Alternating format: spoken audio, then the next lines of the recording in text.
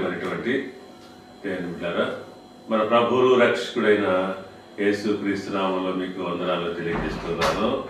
ప్రత్యేకంగా బుధవారం బైబిల్ స్టడీలో అబ్రహాం యొక్క జీవిత చరిత్రను మనం ధ్యానిస్తూ వస్తున్నాము. అందులో ఈరోజు ప్రత్యేకంగా అబ్రహాము ఐగుప్తుకు వెళ్ళడం అనేటువంటి అంశాన్ని గురించి మనం ధ్యానించుకుందాము. ఆదికాండము 12వ అధ్యాయము 10వ వచనం నుంచి 20వ వచనం వరకు ఉన్నటువంటి మనం లేఖన భాగాన్ని ధ్యానం చేసుకుందాం. ముందుగా మనము చిన్న ప్రార్థన చేసుకుందాం. మహాపరిశుద్ధుడా, ప్రేమ కలిగిన తండ్రి, నీకు వందనాలు చెల్లిస్తున్నాను. ప్రత్యేకంగా ఇదిగో తండ్రి, ఇక లేఖన సత్యాలు వివరిస్తుండగా నాకు కావాల్సిన ఆత్మీయ జ్ఞానం దయచేయండి తండ్రి. శరీర బలం దయచేయండి. అయా వినగలిగేటువంటి చేయి, గ్రహించుకునేటువంటి మనసు ప్రతి ఒక్కరికి దయచేయమని కోరుకుంటూ మా ప్రభువును రక్షకుడైన యేసు క్రీస్తు యొక్క శక్తి కలిగిన నామములో ప్రార్థించి వేడుకొంచున్నాము తండ్రి. ఆమేన్. ప్రియులారా, ఇక్కడ 12వ అధ్యాయము 10వ వచనంలో మనం గమనించినట్లయితే, అప్పుడు ఆ దేశంలో కరువు వచ్చెను. ఆ దేశంలో కరువు భారముగా ఉన్నందున అబ్రహాము ఐగుప్తు దేశంలో నివసించుటకు అక్కడికి వెళ్ళాను. ఇక్కడ అబ్రహాము ఐగుప్తుకు వెళ్ళినట్టుగా రాయబడి ఉంది. ఎందు నిమిత్తం అబ్రహాము ఐగుప్తుకు వెళ్ళాడంటే, దేవుడు తనని పంపించినట్టు ఆ కానాను ప్రాంతంలో భయంకరమైనటువంటి కరువు సంభవించింది. ఆ కరువు సంభవించినందున అక్కడ ఆయనకు ఉన్నటువంటి పశు సంపద అంతా కూడా అక్కడ ఆ కరువుకు అక్కడే చనిపోయాయి. తద్వారా ఆయన ఏమీ లేనివాడుగా అయిపోయాడు. ఆహారం కూడా అతనికి దొరకలేదు. ఆహారం నిమిత్తము ఆయన కొంతకాలము ఐగుప్తులో నివసించాలని ఆయన ఐగుప్తుకు వెళ్ళినట్టుగా మనం గమనించవచ్చు. చూడండి పిల్లరా, మనం అనుకోవచ్చు, దేవుడే అబ్రహాముని పిలుచుకున్నాడు.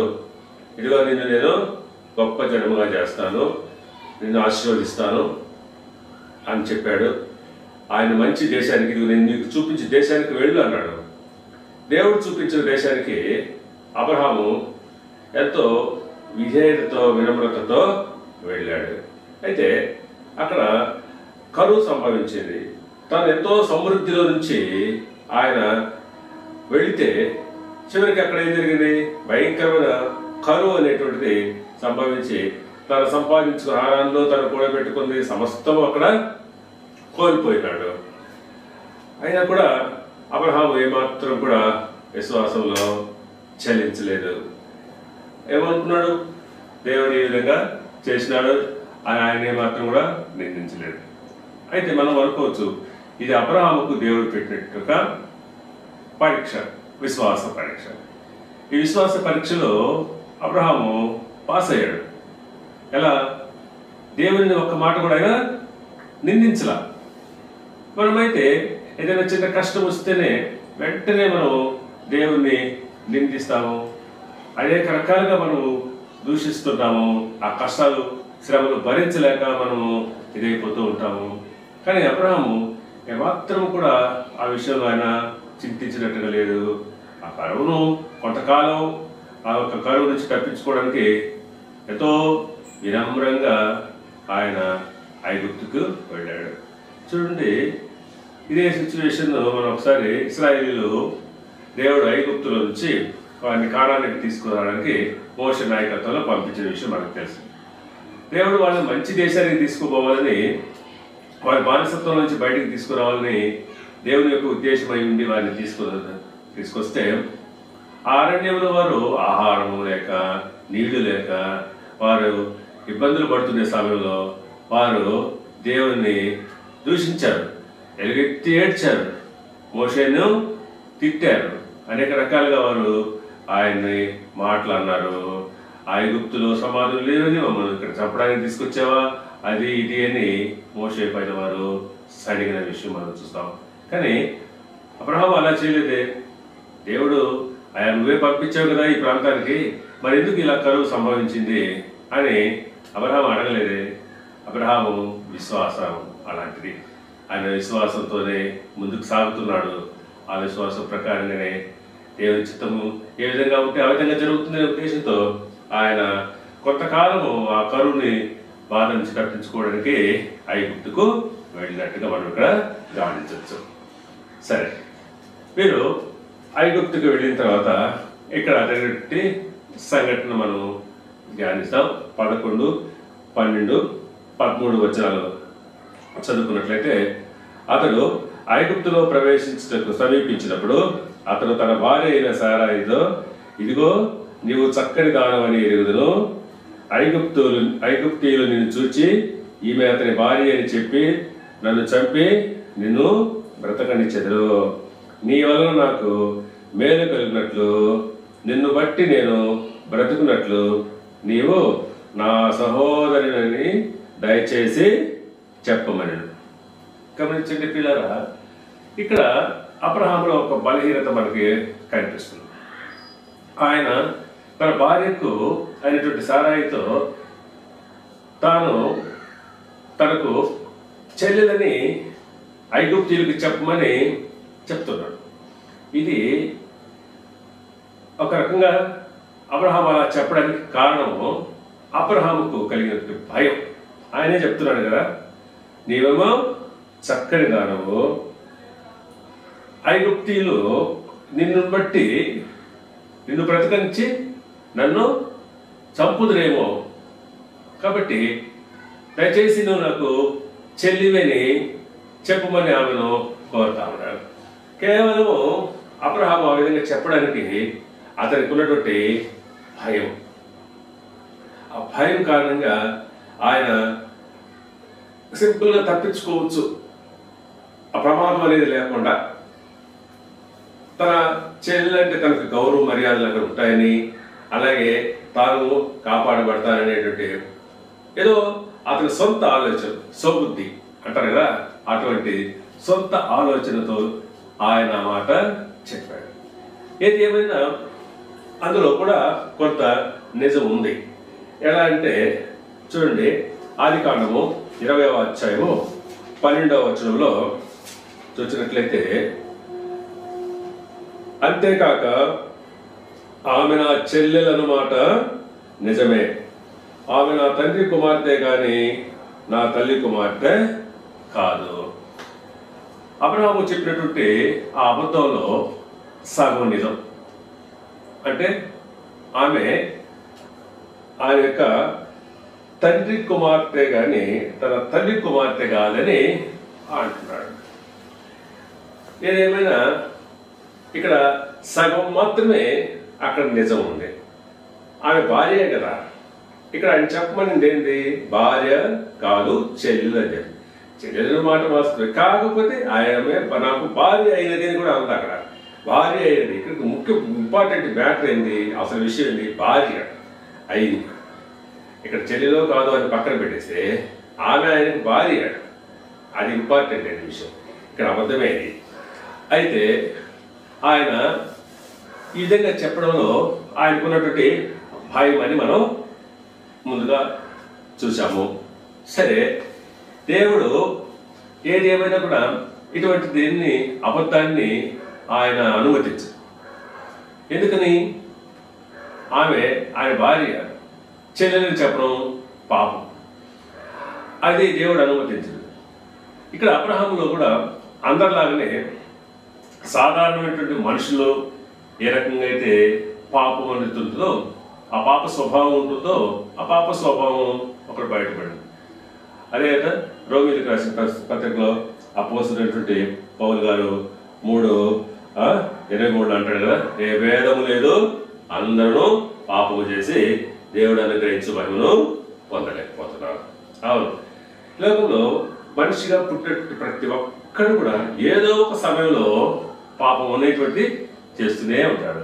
పాపము లేని వారు అనేటువంటి వారు ఎవరు కూడా లేరు. నీతిమంతులు లేరు, ఒక్కడును లేడు అని చెప్పారు.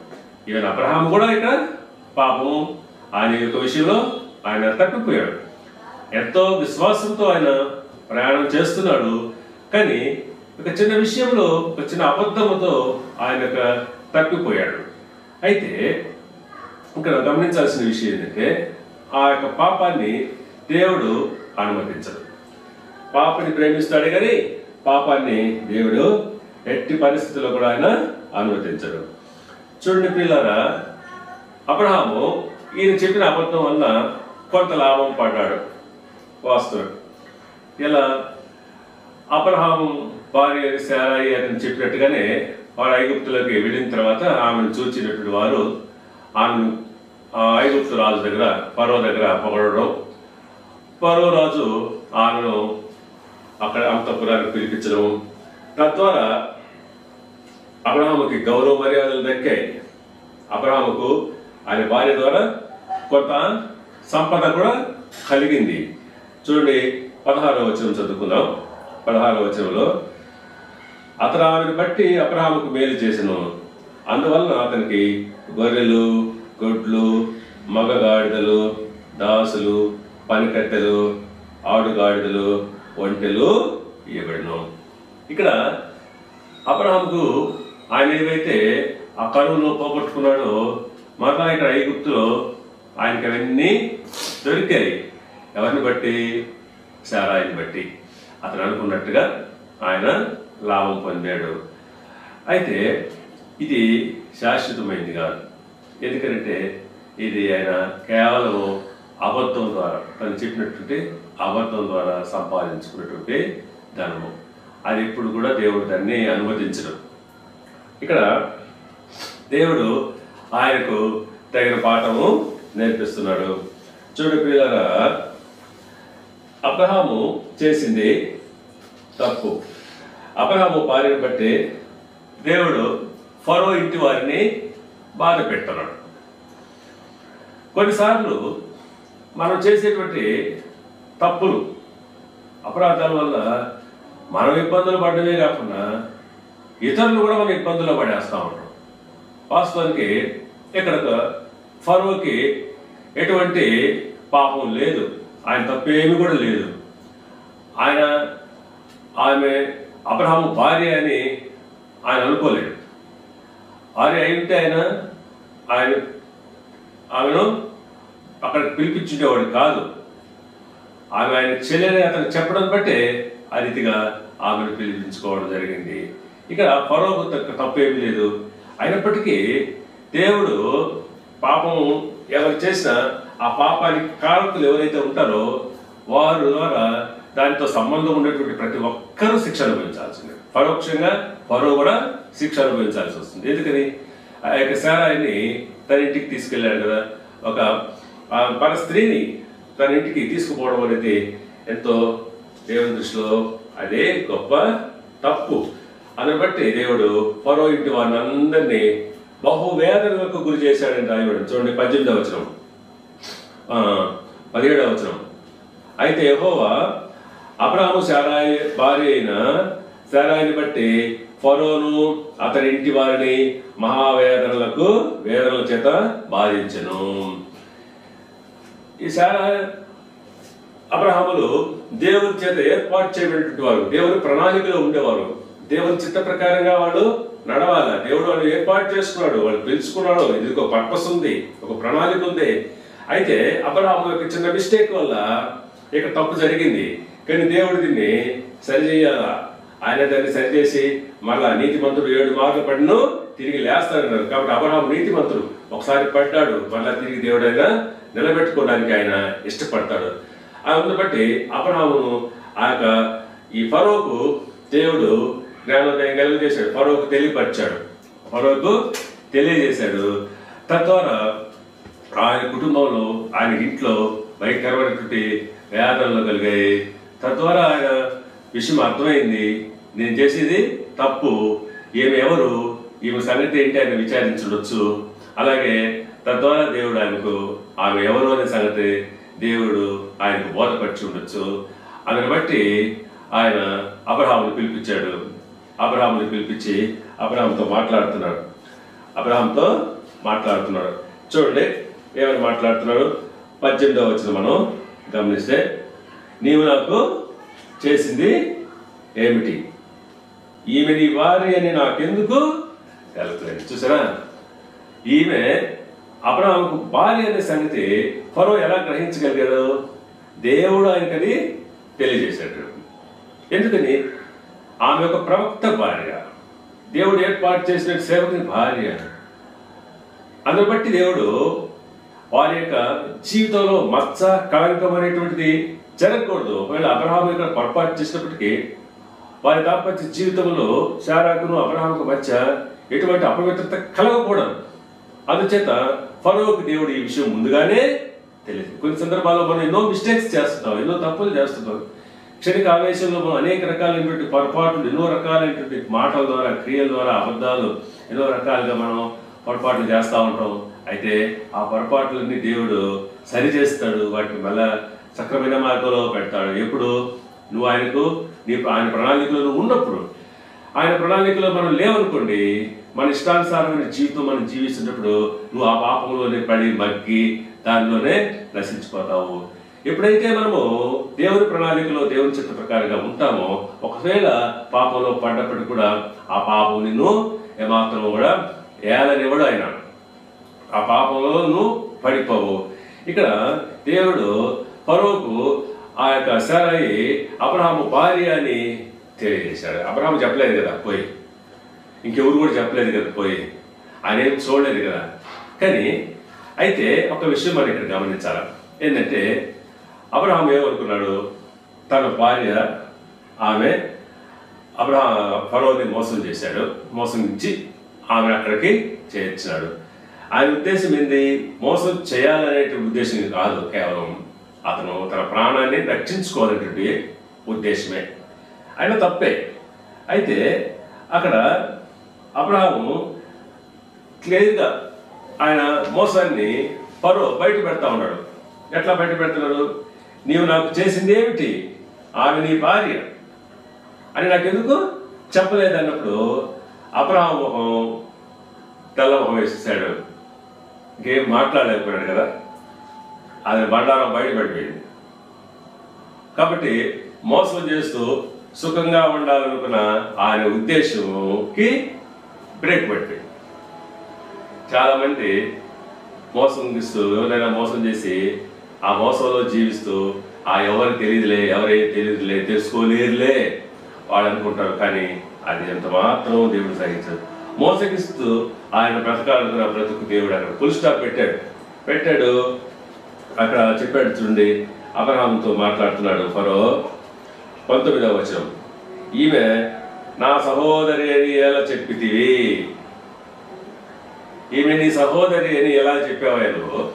నీ భార్య అయితే ఆ మాట ఎలా చెప్పగలిగావు నువ్వు అంటూ ఆయన ఒక మాట అంటున్నాడు. అంటే బాగా ఆయన ఇప్పుడు అబ్రహాము అక్కడ రెడ్ హ్యాండెడ్గా పట్టుబడ్డాడు, తెల్లమొహం వేసేసాడు, ఇంకేం చెప్పలేకపోయినాడు.